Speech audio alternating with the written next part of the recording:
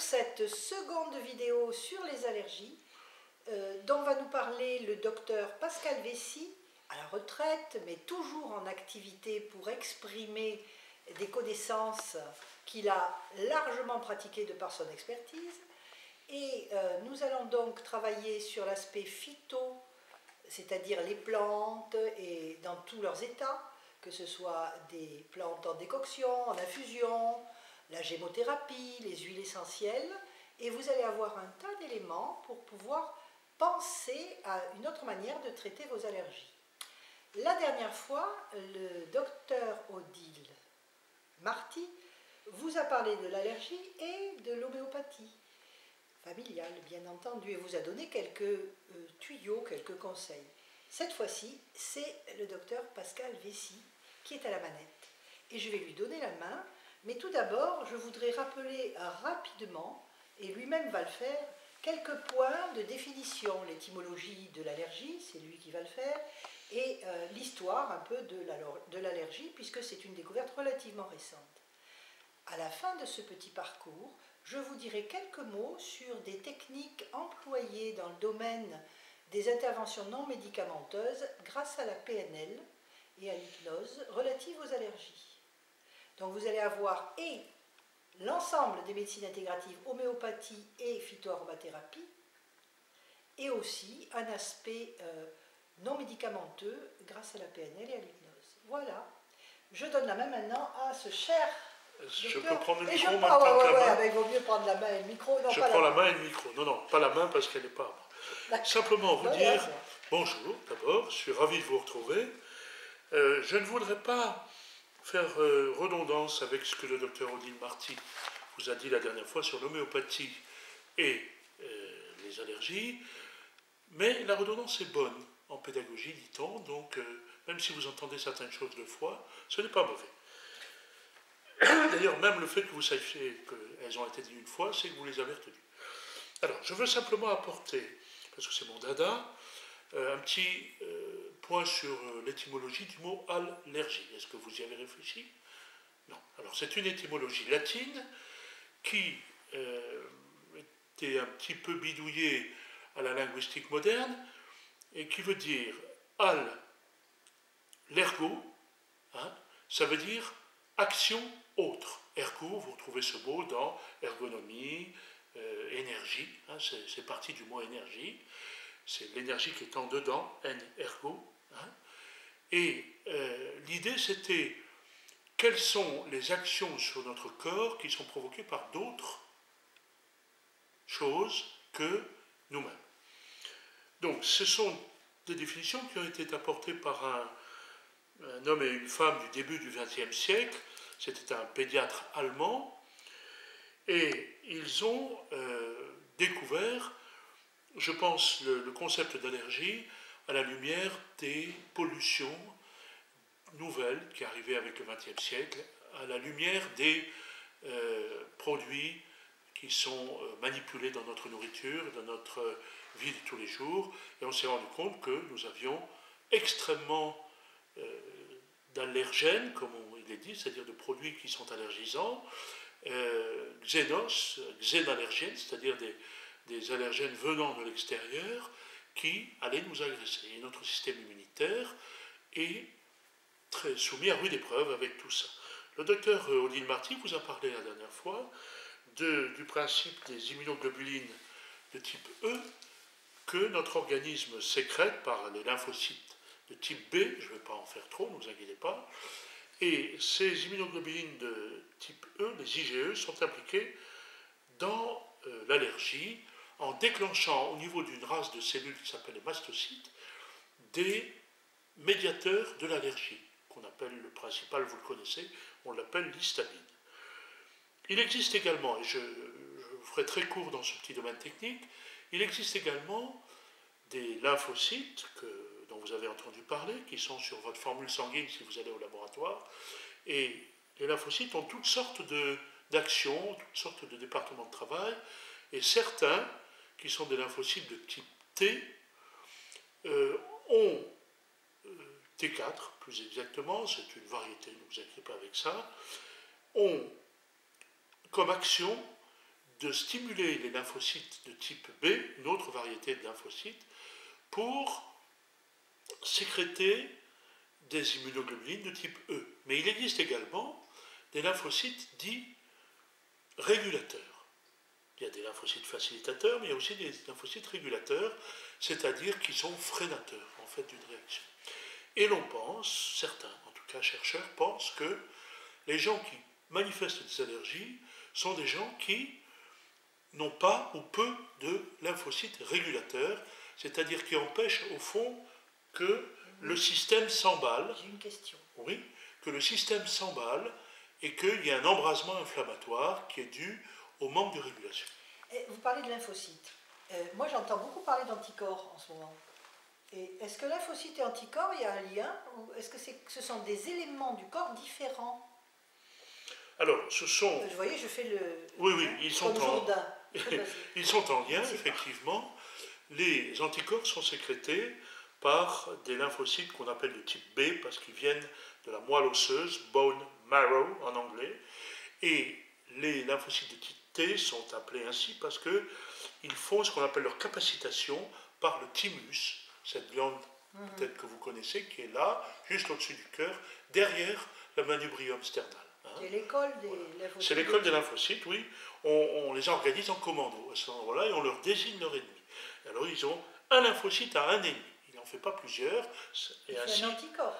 Ouais, alors ceux-là ne font pas d'anticorps, mais ils sécrètent des globulines, des protéines qu'on appelle des cytokines. En latin, en grec, pardon, cytokinine, c'est ce qui anime les cellules, pour fabriquer par les lymphocytes B des anticorps. C'est ce qu'on appelle l'immunité humorale, c'est-à-dire que les lymphocytes B fabriquent des immunoglobulines. Alors les immunoglobulines de type E, dont on a parlé, des immunoglobulines de type A, qui sont chargées de l'inflammation, et il y a d'autres cellules dans l'allergie qui sont ce qu'on appelle des cellules présentatrices d'antigènes, ce qu'on appelle des cellules dendritiques par exemple, qui sont dans les tissus, noyées dans les tissus, dans les muqueuses, et qui présentent les antigènes pour que les lymphocytes puissent le reconnaître s'ils ont été informés sur eux-mêmes. Et donc, on pense que des aspects de ce système extrêmement bien fait par la nature sont manquants dans le domaine de l'allergie. Et ce qui expliquerait, c'est que moi qui ne suis pas par exemple allergique, que vous mettez en contact avec un produit X ou Y, un pollen ou une poussière de maison, ça ne me fait rien. Chez un allergique, n'ayant pas le système de régulation de la réaction, eh bien lui, il va y avoir une inflammation incoercible qui va embraser tout le système et déclencher des sécrétions pulmonaires, des inflammations au niveau de la peau ou des inflammations au niveau du gros intestin en rendant carrément la muqueuse poreuse. Ça rejoint d'ailleurs certaines intolérances dont vous avez parlé, je crois, la dernière fois avec le docteur Marty, la différence entre, voyez-vous, intolérance et allergie. Ce n'est pas tout à fait la même chose. Et donc, je ne veux pas vous encombrer, mais je veux vous dire que toutes ces cellules sont liées et informatrices les unes des autres, et quand certaines cellules ne font pas le travail d'information, eh bien la réaction ne se fait pas. Je voulais dire un mot sur l'allergie, puisque elle met en jeu le système immunitaire, toujours mon dada, qui reprend l'étymologie du système immunitaire. In peut être en latin à l'intérieur, ou peut-être un privatif, un préfixe privatif, ça veut dire manquant. Et muneo, ça vient d'un mot latin, municio, munere, qui parle des forteresses, des fortifications des forteresses. Ça veut dire donc qu'on a en nous une forteresse qui nous défend contre les agressions de l'extérieur. Et bien entendu, dans certains cas, il faudra avoir une forteresse qui nous défende contre les agressions de l'intérieur. C'est ce qu'on appelle les maladies auto-immunes, c'est-à-dire des maladies qui ne reconnaissent plus, n'ayant plus d'ennemis désignés, eh bien, vont attaquer, en les reconnaissant comme étrangères, certaines cellules ou certaines hormones du soi, de nous-mêmes. Et elles tournent leur action guerrière contre nous. Voilà. Alors, par exemple, il est de notoriété publique qu'aux USA, aux États-Unis d'Amérique, on a beaucoup de maladies auto-immunes actuellement, ça explose, parce que vous savez, la manie qu'ont les USA de nettoyer partout, de rendre tout stérile, ils n'acceptent même pas notre brave fromage Roquefort ou autre, parce qu'ils prétendent que les moisissures qui sont à l'intérieur sont de nature à les intoxiquer, et à force de se protéger contre tout, ils n'ont plus de système immunitaire pour se défendre, ou un système immunitaire qui, n'ayant plus d'ennemis désignés, va se tourner contre eux, les propres cellules du corps humain.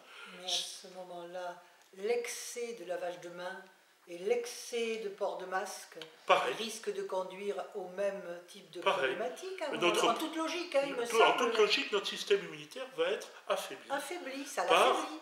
Par ces barrières, c'est ce qu'on appelle ces gestes barrières, quand ils sont excessifs. Oui, quand ils sont excessifs, c'est ce que je veux dire. Parce que nous avons besoin de vivre dans un milieu bactérien, viral, de moisissure, pour que notre système immunitaire soit toujours vaillant, soit toujours prêt à travailler. D'ailleurs, il y a une petite histoire sympathique, enfin amusante, étonnante. Les femmes qui se retrouvent dans des pays très, très, très froids, et qui accouchent dans des conditions où il fait très très très froid quelque part, eh bien l'enfant n'a pas tout à fait un système immunitaire opérationnel. Parce que c'est comme s'il y avait eu une anesthésie à ce moment-là, je ne sais pas ce qui se passe exactement, et du coup, on constate que ces enfants sont plus fragiles. Enfin ça, je voulais vous le signaler, parce que ça, je l'avais lu. Je vais vous dire une autre petite histoire qui peut choquer nos auditeurs. Quand j'étais petit, j'avais un père qui était médecin, on ne se refait pas, excusez-moi, hein, mais il acceptait que je mange la morve de mon nez. J'étais petit, je mettais mon doigt, vous savez, on a des chandelles qui coulent. Voilà. Alors, ça, c'est dégueulasse, ah oui, complètement, disent les dames qui sont autour de moi. En attendant, j'ai construit un système immunitaire extraordinaire, parce que cette morve était chargée de bactéries, de virus et autres, et elle sollicitait mon système immunitaire. Je ne m'en souviens pas. Je crois que quand on était petit, on l'a plus ou moins fait. Voilà. Voilà. Et donc, si vous voyez des enfants manger leur crotte de nez, ne les empêchez pas de le faire. Mon père me disait, ils sont en train de se vacciner. Et c'est bien le cas. Voilà. Alors, immunéo, c'est celui qui a une forteresse à l'intérieur de lui. Mais il y a aussi un jeu de mots voisin qui est in moneo. Moneo en latin, ça veut dire prendre conseil ou conseiller. Donc, à la fois, on prend conseil de notre système immunitaire qui veut dire ça, il ne faut pas prendre, ce n'est pas du soi. Vous savez, c'est toute la question du soi et du non-soi. Qu'est-ce que ça veut dire? Ça veut dire que notre organisme apprend à reconnaître ce qui est de l'ordre du personnel, du privé pour nous, ou de ce qui n'est pas privé, ce qui est public. Et donc, excusez-moi, juste je termine en disant, c'est au niveau du gros intestin, justement, et on en parlera tout à l'heure à propos du microbiote intestinal, parce que ça intervient dans l'allergie, que se fait la distinction entre le soi et le non-soi. Oui, alors ma question est un petit peu particulière, c'est-à-dire que là, on a donc donné l'étymologie du mot immunitaire pour bien comprendre que l'allergie, ça allait être finalement une sorte d'attaque à l'intérieur de la personne du système immunitaire par un événement extérieur, par une substance extérieure. Alors que les maladies auto-immunes, c'est une attaque de l'intérieur. C'était pour faire cette distinction. Tout à fait. Donc voilà. Et là maintenant, comme on a bien compris ces notions d'hémoglobuline E, des IgE, des lymphocytes, des zones dans lesquelles cela se met en route et comment cela marche, est-ce que vous pouvez nous parler un petit peu plus précisément des traitements relativement au terrain des personnes? Parce que je crois qu'il y a la notion de terrain aussi, selon les types d'allergies et selon les terrains. Tout à fait. Il me semble que c'est important. Avec plaisir, je vous passe le bâton, paraît-il, pour monter le son. Comme disait Port-Rouge, le bâton de parole. Pour monter le son. Voilà. Alors donc, merci de me permettre de faire le lien. Tout d'abord, nous allons moi je vais envisager dans ma présentation 3 types d'allergies qui sont des grands domaines de l'allergie, auxquels je vais répondre par les plantes et les huiles essentielles des plantes et les oligo-éléments. Ce sont d'abord des allergies de type alimentaire, à distinguer des intolérances. Deuxièmement, les allergies dites de contact, qui vont surtout se répandre au niveau de la peau. Et enfin, des allergies de type respiratoire que tout le monde connaît, les conjonctivites, les rhinopharyngites, les sinusites, les bronchites, de type allergique. L'asthme aussi peut être une formule respiratoire d'allergie, mais pas toujours. Alors, dans ces trois types d'allergies, on va avoir l'importance du terrain. Qu'est-ce que c'est le terrain? C'est une prédisposition que nous avons à la naissance et qui va être reconnaissable par sa dynamique propre. C'est-à-dire on peut prévoir, avec le type de terrain que vous avez, comment vous allez évoluer dans vos maladies, dans vos réactions, et on peut évidemment prévoir les traitements qui vont avec. C'est une sorte de terroir que nous avons tous à la naissance. Alors, le terrain est formé de nos prédispositions étayées par des organes de drainage, qu'on appelait autrefois des émonctoires, ça c'est le vieux mot, et notre terrain peut être engorgé, intoxiné, c'est l'intoxination, par des toxines, mettons, alimentaires ou exogènes qui viennent de l'extérieur, au niveau des organes de drainage. Et le terrain peut être encombré par cela. Vous me voyez venir avec mes gros sabots, ça voudra dire qu'il faut le nettoyer. Et c'est ce que nous aurons sur Osmose au mois de janvier prochain. Nous aurons en 2023 une séance sur le phytodrainage qu'on appelle détox dans le standard des magazines, sauf que le détox est un drainage standard, alors que le phytodrainage est sur mesure. Alors je voudrais souligner quelque chose, c'est que pourquoi l'a-t-on placé en janvier 2023? C'est parce qu'il y a les fêtes, et donc on s'est dit que les gens allaient beaucoup manger entre Noël et le Nouvel An, et que donc après ils avaient besoin de se drainer. On aurait pu le mettre au printemps, parce que là aussi c'est important avant d'attaquer les allergies de printemps. Voilà, les allergies de printemps, de faire un drainage. Mais une fois que les personnes seront venues et auront participé à cet atelier de drainage intelligent, avec un outil tout à fait unique en son genre, qui est moyennement apprécié par pas mal de monde, mais qui est maintenant de plus en plus utilisé, hein, le drainage avec les organes partenaires, eh bien, je pense que les gens comprendront et pourront se faire eux-mêmes des drainages intelligents au printemps et à l'automne. Mais on l'a mis, nous, au mois de janvier, parce qu'il y a les fêtes et que, ma foi, ça tombait bien. C'était un petit clin d'œil. C'était un clin d'œil sur les fêtes. Voilà. Alors, je continue sur les grandes lignes de force du terrain et de sa contribution dans l'allergie. D'une part, donc, organes de drainage, l'état des organes de drainage ou émonctoires. Deuxièmement, l'organe de drainage central de l'allergie, et retenez bien cela, qui est le foie. Quelque allergie que vous puissiez avoir, il faut aller voir votre foie.